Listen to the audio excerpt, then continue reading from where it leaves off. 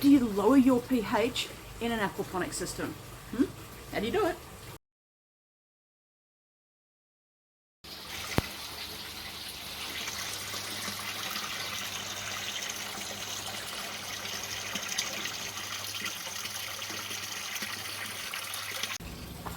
Don't forget to hit that subscribe button. I'm putting videos up every couple of days, so make sure that you hit subscribe so you can get all of them.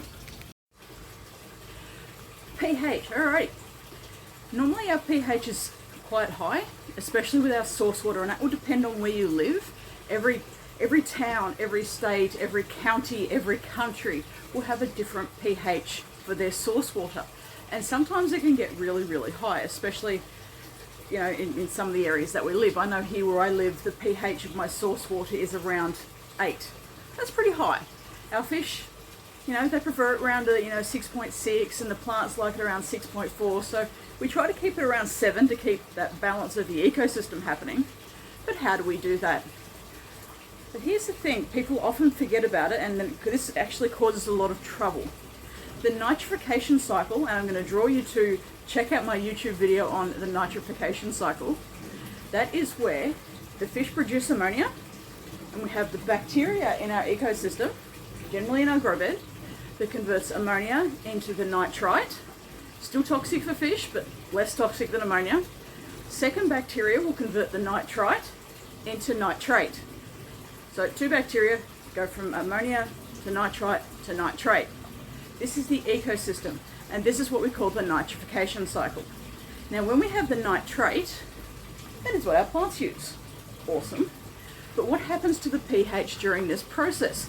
And keeping in mind, this is a natural thing that will happen in every ecosystem around the world, whether it's aquatic or on land or in the ocean or in the Amazon or wherever. It's going to happen absolutely everywhere. The nitrification process, so turning that ammonia into nitrite and then into nitrate that the plants can use, will naturally lower your pH. Naturally lower it. So it can start off at an 8 or an 8.4, and over time it will start to lower. And this is where things become tricky. Some people forget to keep checking their pH, and it can get too low. Too low, so under 6, so anywhere under 6 can start killing off your bacteria or turning them dormant.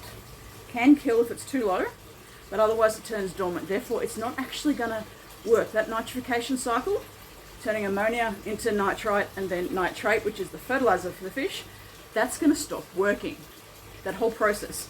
And so that means you're going to start getting ammonia spikes and nitrite spikes, and probably not nitrate spikes. The one thing we want, we're not going to get at this point, because the pH is going to be too low. We normally need to think about raising our pH, pushing it up. That's more of the issue rather than lowering the pH.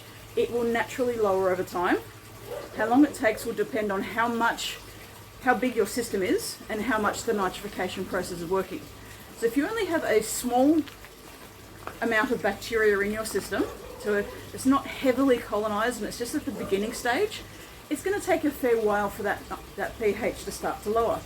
But if you've got a system that's really kicked up, it's churning out, it's doing that whole nitrification process thing, ammonia, nitrite, nitrate, doing it fast, doing the good job, you'll find your pH will lower a lot quicker. The faster that this process happens, the quicker your pH will lower. So you need to check your pH. Now, I have a really cool video. I think it's called the pH experiment, but I'll pop a card up here and give you the link to it. And it will say how low is too low. And I'll show you some really cool experiments about your pH being way too low. So low pH is more of the problem. People often panic about, oh my God, my pH is too high at 8.4. Yeah, that's a bit high, but it will come down. It will naturally come down. It won't take long once you have this nitrification cycle happening. Allow nature to find its balance. You will need to start adding some carbonate hardness in there, and you will need to start making sure that your pH does not get too low. But trying to reduce it, you're going to end up fighting a losing battle on that one. It's going to get too low really, really quickly, and that can be harmful for the fish, for the plants, and the bacteria. So the whole ecosystem does not like when you try to lower the pH. You really need to find that balance when you're trying to increase the pH. Ready? Don't worry about it being too high. Let it do its natural thing, and you'll find that within a few weeks your pH will definitely be lowering. Keep an eye on it. It won't harm the fish being too high for too long. What you will need to be careful of is the type of iron that you're using, because when we're supplementing with iron, if the pH is above 7.6, we need a special type of chelated iron. And again, check out my YouTube channel, because I have videos that show you which one that you need for iron deficiency based on your pH. Cool, huh?